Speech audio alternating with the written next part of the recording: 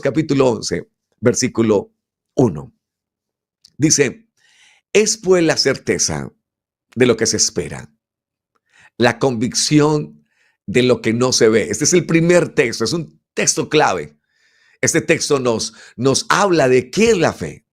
Dios define la fe y dice, es la certeza de lo que se espera. Es creer en lo que Dios dice en su palabra. Todavía no lo hemos visto. Mire, yo no he visto a Jesús todavía. Llevo 25 años caminando con Jesús y no lo he visto. Algunos me han dicho, hermano, tuve un sueño, una visión, vi unos pies que se me acercaron. Gloria a Dios. Gloria a Dios por esas experiencias tan lindas que hemos tenido en Dios. Pero yo nunca lo he visto. Han pasado 25 años y no lo he visto. Pero tengo la certeza de que lo voy a ver cara a cara. Aunque no lo pueda ver, lo puedo sentir. Sé que Él camina conmigo, sé que Él va conmigo, sé que Él es mi amado, sé que Él es mi amigo, sé que Él es mi confidente, hablo con Él, dialogo con Él, charlo con Él. Y eso me emociona. No lo he visto, pero tengo una certeza. Esa es la fe. No la hemos visto, pero hemos creído. El Señor tiene que decirle a Tomás, bienaventurados los que no me han visto y creen. Y yo creo que hoy podemos levantar las manos, muchos de nosotros, yo creo que todos, y decir, ve hermano Wilson, no lo hemos visto, pero creemos, tenemos esa certeza y nadie nos quita esa certeza. Porque aunque no lo hemos visto, hemos podido ver su gloria, hemos podido ver sus milagros, hemos podido verlo aún cuando amanecemos y podemos respirar. Así que Hebreos capítulo 11, versículo 1, empieza a hablar de la certeza de lo que se espera, de la convicción de lo que no se ve. Estamos convencidos en cosas que no vemos. Allí está una hermana creyendo que su hijo va a ser un predicador, aunque en este momento es un borracho o un drogadicto. Esa hermana está teniendo una convicción antes de verlo. Hermanos, no podemos esperar a ver para creer. La fe no es eso. La fe es creo y luego veo. Voy a creerle a Dios, voy a tener una certeza, voy a tener una convicción en el alma de que algo Dios va a hacer. Esa es la fe. Así no lo hayamos visto. Así todavía no hayamos recibido respuesta de esa petición que le hemos hecho a Dios. Señor, obra en esto. Señor, restaura mi familia, Señor. Pero lo creemos. Hay una convicción. Recuerdo una hermana que una vez se me acercó. Me dijo, hermano Wilson, quiero ver a mis hijos convertidos a Dios. Quiero que mis hijos algún día sean predicadores.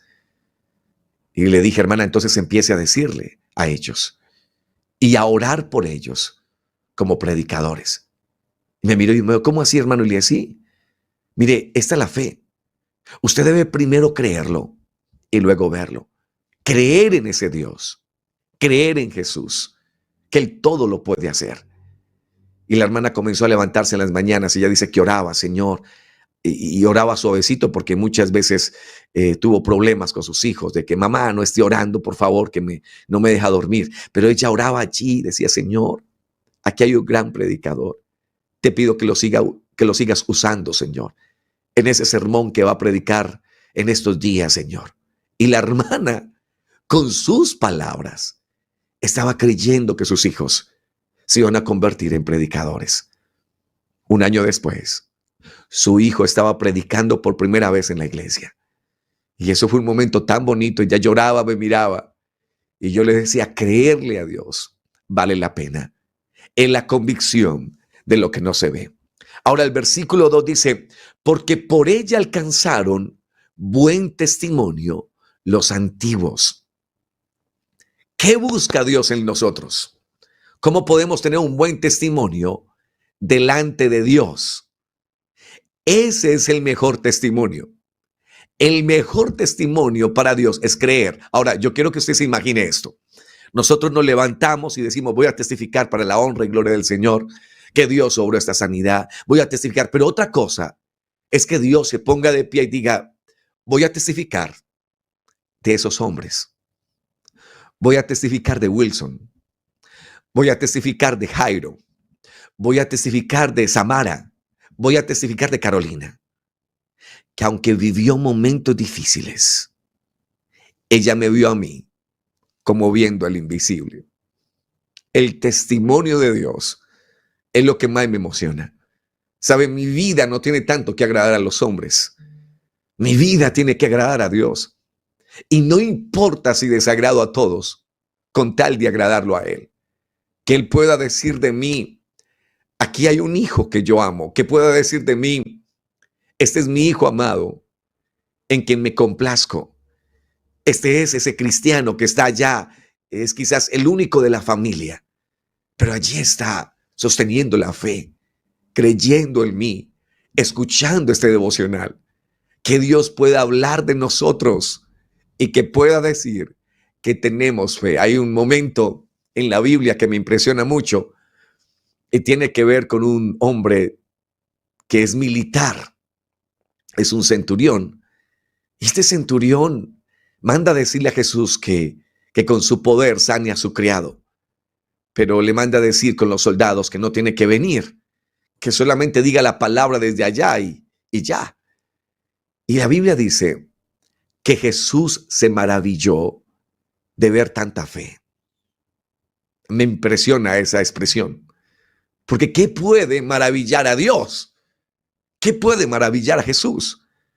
Y la respuesta es la fe. Aquellos que creen, aquellos que dicen, hermano, estoy hasta el cuello de deudas, estoy con tantos problemas, pero sigo creyendo. Dios me va a dar sabiduría. Dios me va a enseñar cómo hago para salir de esto. Y dice la Biblia, porque por ella alcanzaron buen testimonio los antiguos. ¿Por qué alcanzaron buen testimonio? Por la fe. Porque tenían certeza de lo que se esperaba. Porque tenían convicción de lo que no podían ver. Ellos creyeron y aún murieron creyendo. Allí está Abraham en el salón de la fama. Ese ancianito está diciendo, yo veo una ciudad, la veo en lo eterno y veo a Jesús allí, y veo a Dios allí. Podemos preguntarle a cada antiguo, ¿qué ve David? ¿Qué ve Salomón? ¿Qué ve cada uno de estos héroes de la fe? ¿Qué vio Abel? ¿Qué vio Enoc? Ellos vieron algo más. Su fe ha traspasado la historia. Su fe han pasado los siglos de los siglos y todavía su fe está viva. Todavía Dios tiene que hablar de ellos en Hebreos capítulo 11 y decir, mire, ellos tienen testimonio de que creyeron. Ahora sigamos porque cada versículo me emociona aún más. El versículo 3 dice, por fe entendemos haber sido constituido el universo por la palabra de Dios, de modo que lo que se ve fue hecho de lo que no se veía. Este es el primer principio de la fe. Es creer que hay un creador, que Dios lo hizo todo. Aquí viene siempre una discusión. Hermano Wilson, la evolución, Charles Darwin, el origen de las especies. ¿Qué creen ustedes los cristianos? Ok, tenemos la firme convicción, tenemos la certeza y tenemos la convicción de que todo lo que vemos fue creado, que todo es tan espectacularmente hecho que Dios tuvo que haberlo hecho. Todo esto es de la ingeniería divina de Dios. Es una de las preguntas que muchas veces nos hacemos. Detrás de todo esto, ¿quién está? ¿Habrán más planetas, tierras? ¿Habrán seres de otras galaxias? Y es una pregunta que nos hacemos. Pero aquí empieza a hablar de la fe y tiene que decir, mire señores, lo primero que ustedes deben entender en Hebreos capítulo 11, versículo 3, es que debes entender que todo el universo fue hecho por la palabra de Dios. Que Él lo dijo y se hizo. Que Él lo pronunció y dijo, sea la luz, y fue la luz. Dios, sea el sol, y fue el sol. Sea la tierra, y fue la tierra. Dios tiene poder para hacer las cosas con su potestad, con su palabra. Él es todopoderoso. Hace unos días atrás venía estudiando un poco acerca de qué dicen los científicos sobre el universo. Y hay muchas hipótesis, pero hay una que me impactó muchísimo. Dice, de 700 trillones de planetas, la Tierra se ganó la lotería. Estoy hablando de millones de planetas. Y los científicos tienen que decir, realmente la Tierra es única. Realmente este universo, esta Vía Láctea, es impresionante.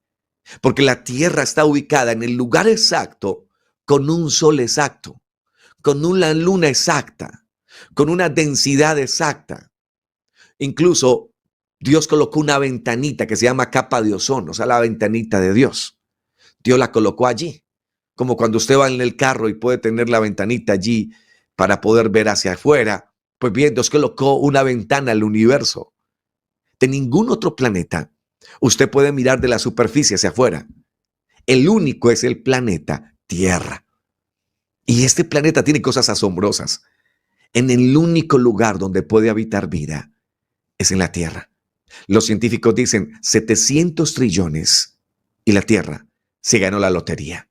Ahora nosotros podemos decir como cristianos, no es lotería, es creación. Dios hizo la Tierra, la colocó en el lugar exacto, colocó el sol en el lugar exacto, colocó la luna en el lugar exacto. Si tuviéramos 2 lunas, los mares se saldrían. Así que solamente necesitamos una para que haya vida y para que pueda girar la Tierra incluso y para que pueda haber día y noche. Todo es creado por la mano poderosa de Dios. Dios lo hizo con su palabra. Él dijo, sea, y fue hecho. ¿Sabe? De los evangelios que más profundizan, tenemos que hablar de San Juan. Porque Juan recibe una revelación aún mayor. Es cierto, Lucas es como el periodista de la Biblia. Él comienza a hablar de todo lo que Jesucristo hizo. Mateo presenta al Señor como rey. Juan presenta a Dios como el Mesías, como el Hijo de Dios. Y es algo tan lindo porque él dice, en el principio era el verbo. Y empieza a hablar del verbo. Y me emociona porque habla del verbo, hablando de la palabra. En el principio era la palabra. Y la palabra era Dios. Y comienza a hablar del poder de la palabra de Dios. Dios hizo todas las cosas con el poder de su palabra. Por eso cuando usted lee la Biblia, le está abriendo la boca a Dios. Y lo primero que Dios nos está diciendo en la fe es, señores, ustedes tienen que saber que todo el universo fue hecho por la palabra de Dios. De modo de lo que fue hecho, se hizo de lo que no se veía. Dios lo creó todo de la nada. Mira, el hombre tiene que crear siempre de lo que hay. El hombre tiene que hacer experimentos con lo que hay. Él tiene que ir y transformar algo para hacer algo de vidrio. Pero tiene que tomar algo para hacerlo. Dios no necesita nada para hacerlo. Él es poderoso para hacer las cosas visibles de lo invisible. Así es Él. Ahora se nos ha ido casi todo el tiempo hablando solamente de la introducción de Hebreos capítulo 11. Y esto me emociona. Pero vamos hacia adelante porque queremos seguir leyendo lo que la Biblia dice. El primer personaje que Dios tiene que presentar en el versículo 4 es a Abel. Dice, por la fe Abel ofreció a Dios más excelente sacrificio que Caín, por lo cual alcanzó testimonio de que era justo, dando Dios testimonio de sus ofrendas, y muerto aún habla por ella. ¡Wow! ¡Wow! ¡Qué texto!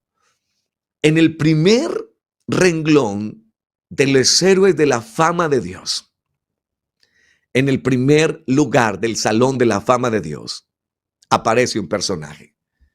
Este personaje se llama Abel. Sabe que la Biblia no menciona en ninguna parte ni siquiera una frase que Abel haya dicho. Usted puede leerse toda la Biblia y no va a encontrar nada de lo que dijo Abel. Así que usted no necesita ser un predicador para estar en el salón donde Dios quiere tenerlo. Usted lo único que necesita es vivir para Dios. Yo sé que hay personas que estarán diciendo, hermano Wilson, a mí me gustaría algún día predicar la palabra así también por redes sociales, pero siento que eso no es lo mío. Me he encontrado con hermanos que me dicen, hermano, todo, póngame a hacer lo que sea, menos que me suba ya a la plataforma. Porque para mí es un terror subirme allá. Así que no es lo mío, hermano, pero colóqueme a hacer algo más. Póngame a hacer aseo, póngame a hacer otra cosa. Y aquí en el Salón de la Fama de Dios, en Hebreos capítulo 11, el Señor tiene que colocar al primer hombre. Y dice, voy a hablar, señores, de Abel. Y voy a hablar de él. Y voy a dar testimonio de él. Y dice, ofreció a Dios más excelente sacrificio que Caín. Lo grande de Abel fue su sacrificio, por lo cual alcanzó testimonio que era justo, dando Dios testimonio de su ofrenda, y muerto aún habla por ella. Ahora vámonos a la Biblia porque necesitamos sí o sí descubrir quién es Abel. Génesis capítulo 4. Vamos a leer lo que la Biblia menciona acerca de Abel, cómo fue su nacimiento. Recordemos que Adán y Eva fueron los que Dios creó allá en el huerto del Edén. Creó primero a Adán y luego sacó a Eva de la costilla de él. Y en el capítulo 4, ellos ya están fuera del lugar que Dios había puesto a Adán y Eva. Están fuera del huerto. Y en Génesis capítulo 4 podemos ver cómo comienzan a multiplicarse los seres humanos. Dice, conoció Adán a su mujer Eva, la cual concibió y dio a luz a Caín. Y dijo, por voluntad de Jehová he adquirido varón. Dejémoslo ahí porque algunos teólogos dicen que Caín tuvo un favoritismo por encima de Abel. En otras palabras, que Caín fue el hijo mimado de la familia. Y algunos lo dicen porque cuando Caín nace, ella dice, wow, por voluntad de Jehová he adquirido varón. Recuerden que ella sabía que algún día la promesa de Dios se iba a cumplir, que algún día del vientre de ella iba a salir aquel que dice la Biblia que le iba a pisar la cabeza al que dice la Biblia, la morderás en el calcañar y tú le herirás la cabeza. O sea, alguien que los iba a devolver al huerto del Edén. Muchos eruditos están de acuerdo con eso, de que Eva sabía muy bien lo que la promesa y la profecía se había dicho en ella. Así que cuando nace Caín dice, wow, por voluntad de Jehová he adquirido varón. Pero luego nace Abel y la Biblia no registra que ellos hayan dicho algo. Así que algunos creen que había un favoritismo sobre Caín. Algunos creen que quizás Caín era el niño mimado de la casa. Pero luego la Biblia empieza a hablar acerca de quiénes eran ellos. Dice, y Abel fue pastor de ovejas y Caín fue labrador de la tierra. Los dos se dedicaron a cosas diferentes. Mientras Abel se encargó de tomar los corderitos, de criar el ganado, de ser pastor de ovejas, Caín fue labrador de la tierra. Pero aquí viene lo que Dios registra en Hebreos capítulo 11. Y aconteció andando el tiempo que Caín trajo del fruto de la tierra una ofrenda a Jehová. Y Abel trajo también de los primogénitos de sus ovejas, de lo más gordo de ellas. Y miró Jehová con agrado a Abel y a su ofrenda. El primer personaje que Dios tiene que mencionar en Hebreos capítulo 11 es Abel. Y lo menciona por su adoración. Lo menciona por su sacrificio, por lo que él hace.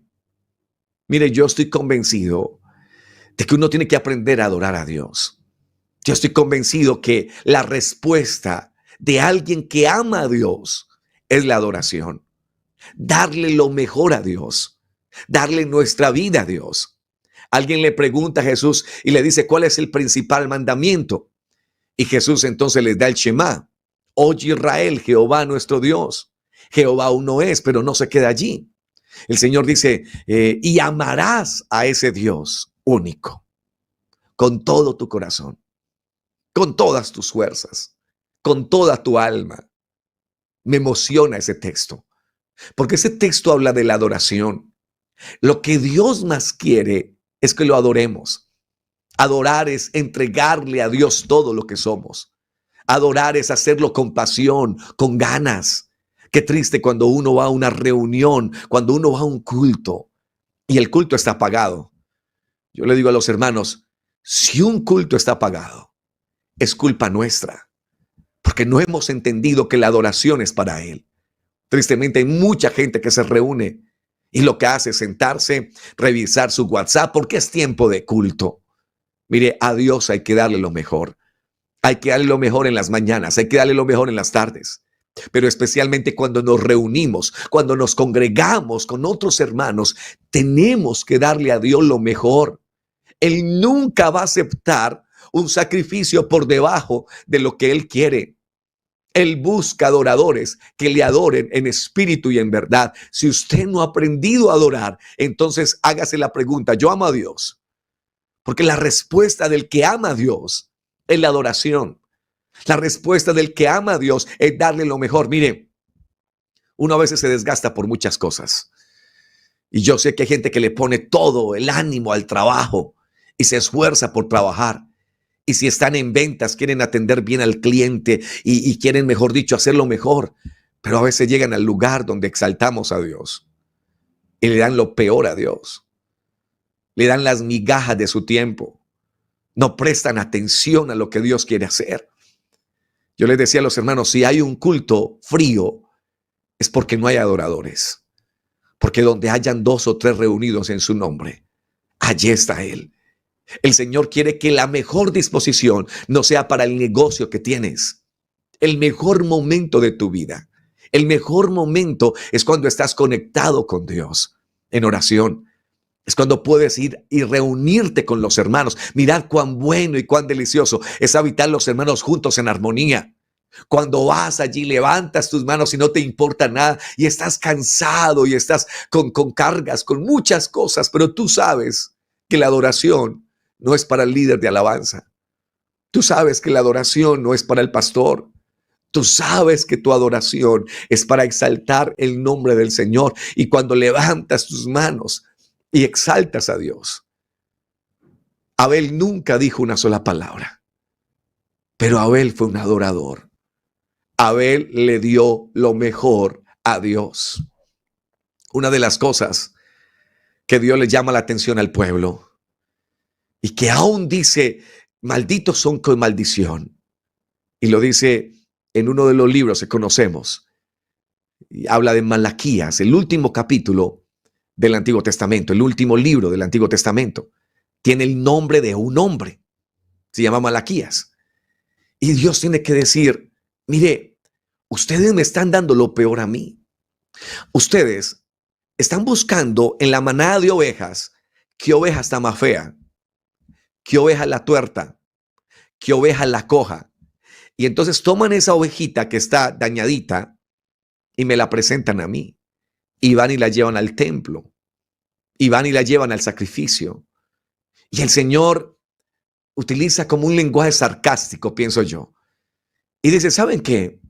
¿Por qué no toman esa ovejita tuerta y se las dan a sus príncipes? Vaya y dele eso a los príncipes. O sea, Dios se enoja. Y cuando Dios se enoja le dice, vea, ¿sabe qué? ¿Cómo me presentan a mí lo peor? Y le dan lo mejor a los príncipes. Ellos sabían muy bien que si presentaban una de esas ovejitas tuertas a un príncipe, el príncipe los mandaba a matar. Y entonces Dios está diciendo, ¿saben? Yo no los he querido matar a ustedes por lo que han hecho. Pero yo necesito que ustedes se arrepientan y que me den lo mejor a mí.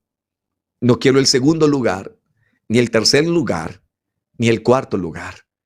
Dios no puede ser secundario porque Él es Rey de reyes y Señor de señores. O lo sigues a Él completamente, o le das todo tu corazón a Dios, o Dios dice, ¿sabes qué? Entonces no me des nada. Yo quiero que me des todo a mí. Que ese primer lugar sea para Dios. El primer lugar no son tus hijos. El primer lugar no es tu trabajo. El primer lugar es Dios. La mejor actitud debe ser entrar a la casa del Señor. Por eso los salmos nos animan, los salmos nos motivan. Escuché una vez a un predicador decir, aquí no estamos motivando a alguien. Error. Yo no dije amén. Hay cosas a las que no le digo amén. Yo digo, ¿cómo que no nos estamos motivando? Si cada salmo nos motiva, leas el Salmo 100. Entren por sus puertas con acción de gracia. Vengan, denle la gloria a Dios. Por eso el que está dirigiendo el culto tiene que hacer un salmista. Tiene que animar a la gente. Venga, hermanos, levante sus manos. Exaltemos a Dios. Venga, adorémoslo, hermanos. Vengan a la casa, démosle gracias. Tiene que inspirar a los que están allí. Eso hace un salmista. Y eso hacen los salmos. Nos animan. Vengan, exaltemos a Dios, alabemos a Dios. ¿Por qué? Porque a Dios hay que darle lo mejor. Porque tienen que recordarnos a nosotros una y otra vez que Dios nunca recibirá un sacrificio menos de lo que damos a los demás. Dios dice, si eres el mejor vendedor en tu empresa, quiero que seas el mejor que adora aquí en la iglesia. Si eres el mejor en lo que haces y quizás trabajas en el campo y sacas tu machete y te dedicas a tu tierra con ganas, Dios dice, dame entonces a mí también esa actitud. ¿Sabe cuál es el sacrificio que nosotros presentamos en este tiempo? ¿Qué es lo que Dios está buscando en nosotros? Está buscando sacrificio. Mira lo que dice Hebreos 13:15. Si lo podemos colocar ahí en pantalla. Porque la pregunta es, si en el Antiguo Testamento, hermano Wilson, eran los corderitos que tenían que llevar, las ovejas, los palominos, las tórtolas, ¿qué es en el Nuevo Testamento? ¿Cuál es el sacrificio? Y aquí dice, así que ofrezcamos a Dios por medio de él sacrificio de alabanza, es decir, fruto de labios que confiesan su nombre. Hay gente que dice, hermano Wilson, lo que más me gusta del culto es la predicación. Yo casi los coros no me interesan. Error. Y error grave. Porque si usted no sabe alabar a Dios, si usted no sabe adorar a Dios, ¿para qué va a ir al cielo? El cielo está lleno de adoración. El cielo está lleno de exaltación. El cielo está lleno de alabanza. Si hay algo que tienes que aprender, es alabar aquí. Escuché a un niño decirme una vez, hermano Wilson, nosotros estamos ensayando aquí para alabar a Dios allá. Y esa frase no se me olvida de ese niño. Es real. Tú y yo cantamos acá. Tú y yo celebramos acá. Por eso a Dios hay que darle un culto racional, con inteligencia, entendiendo lo que estamos haciendo, entendiendo a quién estamos adorando.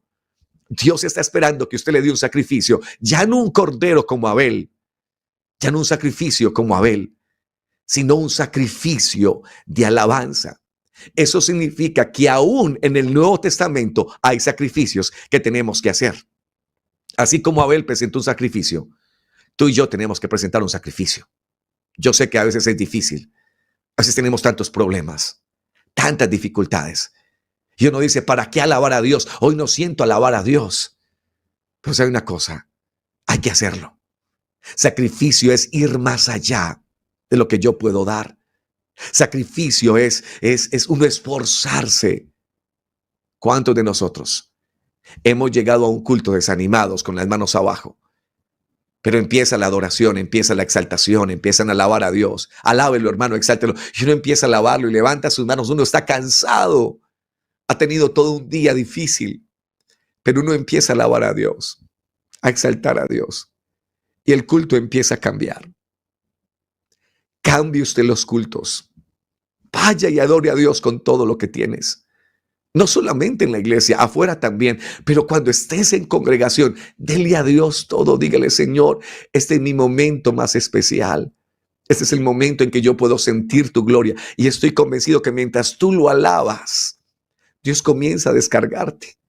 Yo he estado en cultos que para mí han sido difíciles, momentos muy duros, pero mientras alabo a Dios y adoro a Dios, algo pasa. Y el culto termina y yo digo, wow, sentí lo que no había pensado sentir. Recibí lo que no había pensado recibir. Porque así es Dios. Dios recompensa a aquellos que tienen fe. Dios recompensa a aquellos que le dan sacrificio de alabanza. es decir, fruto de labios que confiese su nombre. Vaya a la iglesia y grite, aleluya, gloria a Dios, fruto de labios. Alábelo a Él, exáltelo. Quizás usted era un vulgar antes. Quizás está en esa transición de conocer al Señor. Comience a cambiar esas malas palabras por palabras que exalten el nombre del Señor. Alábelo, adórelo a Él. El sacrificio nuestro en este tiempo no es el mismo de Abel. Pero cuando usted le da un buen sacrificio a Dios, hay un Dios que lo mira y dice, ¿sabes qué? Usted es uno de los que yo venía buscando. Yo venía buscando adoradores que me adoraran en espíritu y en verdad, pero lo encontré a usted aquí en la iglesia. Usted es un adorador. Que Dios te conozca porque eres un adorador. Se nos ha ido el tiempo, pero quiero invitarles para el próximo sábado. Si Dios quiere, estaremos en la continuación de este capítulo 11 de Hebreos. Estoy convencido que cada que hablemos de estos personajes, Dios nos mostrará el camino que Él quiere que nosotros vivamos. Vamos a orar. Vamos a decirle al Señor, gracias por esta mañana. Vamos a decirle al Señor, gracias por este momento. Tu presencia, Señor, ha estado aquí. Señor, yo quiero darte lo mejor. Yo no quiero darte mis obras. No quiero darte lo peor de mí, Señor. Yo quiero darle lo mejor a usted. Así que reciba, Señor, hoy mi corazón. Reciba hoy mi vida. Yo quiero, Señor, que tu presencia sea conmigo. Señor Jesús, te doy gracias. Porque a través de tu palabra tú nos confrontas. Porque a través de tu palabra tú nos enseñas. Señor, que este capítulo 11 quede grabado en un corazón, en una vida, Señor. Así como ha quedado grabado en mi vida. Señor, yo quiero empezar diciéndote que quiero presentarte un sacrificio como Abel. Sí, Señor, él no pronunció ninguna palabra. La Biblia no registra nada. Pero su acción fue más allá que sus palabras. Señor, que mi acción vaya más allá que mis palabras. Ayúdame a vivir, Señor, lo que predico todos los días.